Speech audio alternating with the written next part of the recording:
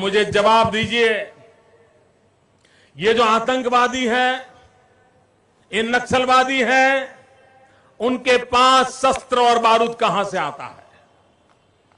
वो तो विदेश की धरती से आता है और सीमाएं संपूर्ण रूप से आपके कब्जे में है।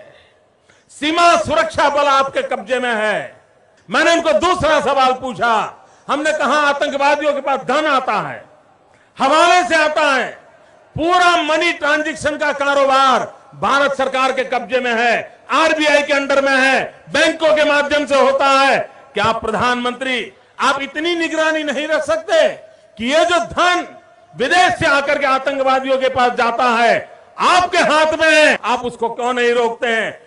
मैंने तीसरा सवाल उनको पूछा कि विदेशों से घुसपैठिए आते हैं, घुसपैठिए आतंकवादियों के रूप में आते हैं, आतंकवादी घटनाएं करते हैं, भाग जाते हैं।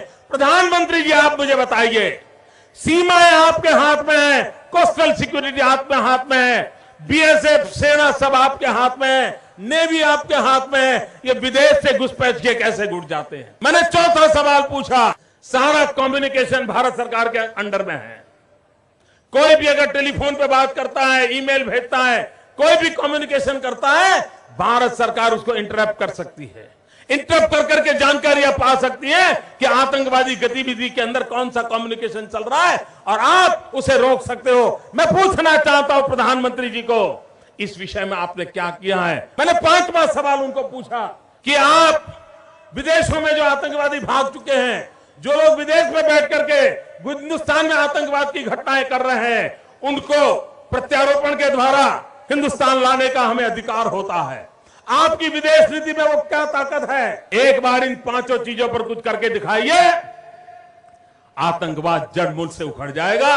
राज्यों के अधिकार हथिया करके राजनीति के करने के खेल छोड़ दीजिए।